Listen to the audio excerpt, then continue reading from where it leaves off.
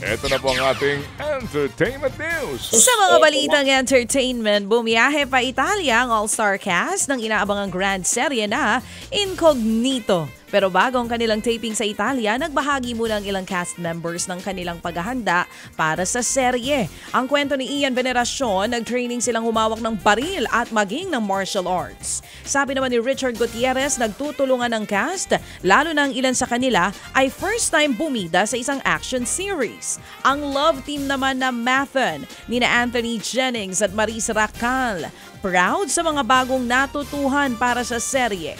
Si Maris natutong magmotor. Ang kapwa nila Can Buy Me Love star na si Kayla Estrada, ine-enjoy naman ang experience lalo't isa ito sa mga bucket list sa kaniyang karera.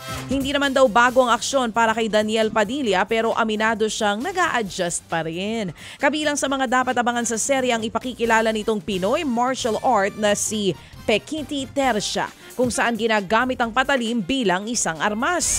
Mapapanood po very soon sa TV5 ang Incognito. Abangan ko yan. Alright. Kaabang-abang, of course. Hello. Panonoorin ko yan kasi nandyan si Daniel Padilla, my Ako'y loves. will to win. Ay, sorry.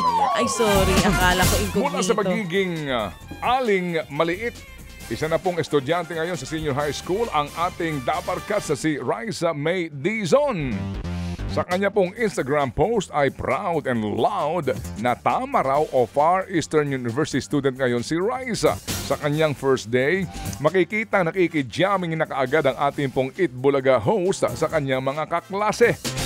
Nag-story din po si Raisa, ng isang na may caption na tumatanda na talaga tayo. Senior high school na si Raisa May Dizon, nag-cha-cha lang siya kahapon. Todo suporta ho naman ang Dabarkads nga sa bagong yugto po ng buhay ni Raisa, gaya po ni na Padjak Princess Miles Ocampo at Alan Kay. Grabe. Diba? Diyan na talaga mapifeel ni Seth Velasquez na may edad na siya. Kaming lahat. Nabutan namin yan ng late, baby. Ngayon, senior high school na siya, Erwin. Pagbilis ng panahon. Naabutan mo si Aisa Sigera. Hello. Hindi. Ito inabot namin. Naabutan Child mo star si Aisa noon. Sigera. Ito, aminin ko, panahon ko to. Nung pumasok siya sa Itbulaga. Ako aminin ko naman din. Ako naabutan ko si Roderick Paulate, bata pa. Ay, sorry. Hindi Alam mo namin yun? inabot. Di ba, direct?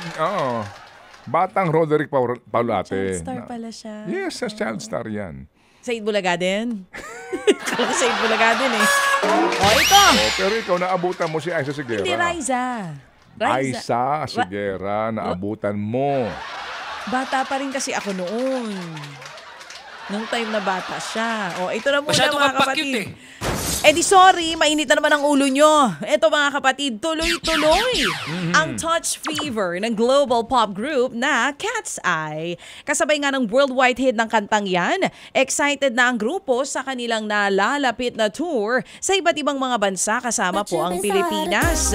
Proud daw ang grupo na nakapasok sila sa Billboard 200 chart kahit pa kaka-debut lang nila noong June sa ilalim ng Hybe na parehong management ng grupong BTS.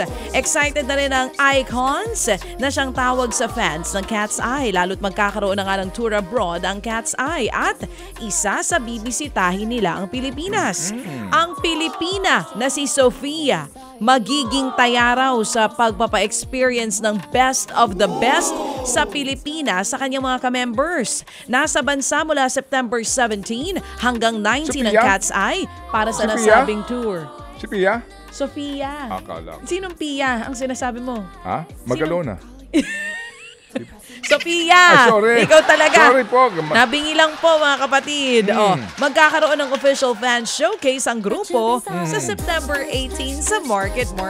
Samantala po, inamin po naman ng pop star at ngayon po'y beauty mogul, Selena Gomez, na hindi siya maaaring magbuntis. Sa isa pong panayam, sinabi po ni Selena na marami daw kasi siyang mga medical issues. 2015 daw nang siya'y ma-diagnose na mayroong pong lupus.